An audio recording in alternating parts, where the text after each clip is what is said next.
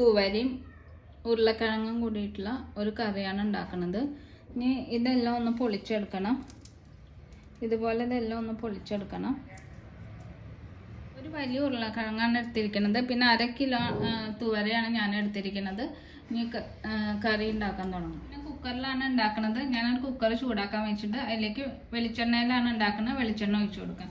ഓരോരുത്തർക്കും ഇഷ്ടമുള്ള എണ്ണ ഒഴിച്ചു കൊടുക്കാം. ചൂടായിട്ട് അതിലേക്ക് ഞാൻ ഒരു വലിയ സവാള എടുത്തിട്ടുണ്ട്. പിന്നെ 2 വെളുത്തുള്ളിയാണ് എടുത്തിരിക്കുന്നത്. അത് ഇട്ട് കൊടുക്കാം.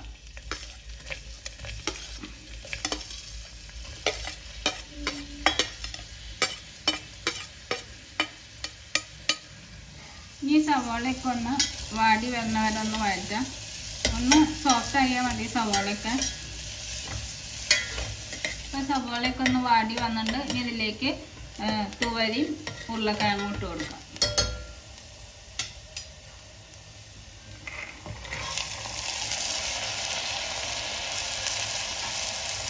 ഉരുളക്കിഴങ്ങ് ഇട്ട് കൊടുക്കാം.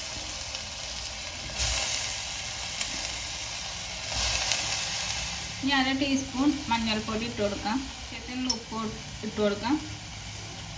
എന്നിട്ട് ഇതൊന്ന് നന്നായിട്ടൊന്ന് മിക്സ് ചെയ്യട്ടെ.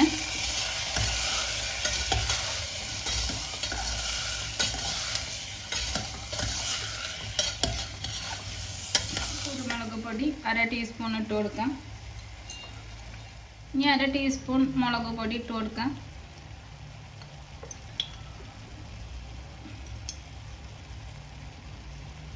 മല്ലിപ്പൊടി 1/2 ടീസ്പൂൺ ഇട്ട് കൊടുക്കാം.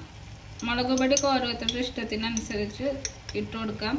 ഞാനിവിടെ 1/2 ടീസ്പൂൺ മല്ലിപ്പൊടി ഇട്ട് കൊടുത്തിട്ടുണ്ട്.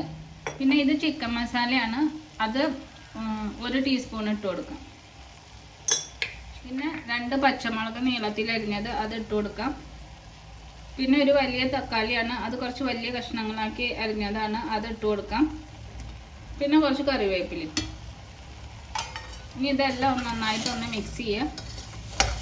എന്നിട്ട് കുറച്ച് വെള്ളം ഒഴിച്ചിട്ട് ഇത് വേവിച്ചെടുക്കാം. അത് നന്നായിട്ട് മിക്സ് ചെയ്തു. ഇനി ഇതിലേക്ക് വേവാൻ ആവശ്യമായിട്ടുള്ള വെള്ളം ഒഴിച്ചു കൊടുക്കാം. ഞാനിവിടെ 1 കപ്പ് വെള്ളമാണ് ഒഴിച്ചു കൊടുത്തിരിക്കുന്നത്.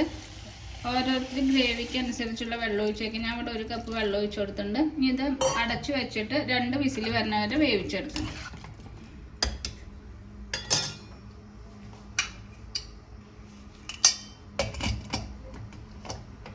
ഇനിയിപ്പോൾ ഇത് ആയിട്ടുണ്ടോ എന്ന് നോക്കാം. ആയിട്ടുണ്ട്. ഓരോരുത്തരുടെ ഗ്രേവി എത്ര വേണം അതിനനുസരിച്ചിട്ട് വെള്ളം അഡ്ജസ്റ്റ് ചെയ്യാം. ഇതിലേക്ക് കുറച്ച് മല്ലിയുടെ ഇല ഇട്ട് കൊടുക്കാം. ഇനി കുറച്ച് മല്ലിയില ഇട്ട് കൊടുക്കാം. പിന്നെ ചിക്കൻ മസാല വേണ്ടെന്നുള്ളവർക്ക് ഗരം മസാല ഇട്ട് കൊടുക്കാം. ഇനി അതിലേക്ക് കുറച്ച് വെളിച്ചെണ്ണ ഒഴിച്ചു കൊടുത്തിട്ടുണ്ട്. ഇപ്പോൾ കറി തയ്യാറായിട്ടുണ്ട്. ചപ്പാത്തിയുടെ കൂടെ, ചോറിൻ്റെ കൂടെ, പൂരിയുടെ കൂടെയൊക്കെ കഴിക്കാം. അപ്പോൾ എല്ലാവരും ഉണ്ടാക്കി നോക്കണം. ഇഷ്ടപ്പെട്ട ലൈക്ക് ചെയ്യണം, ഷെയർ ചെയ്യണം, സബ്സ്ക്രൈബ് ചെയ്യണം. Thanks for watching.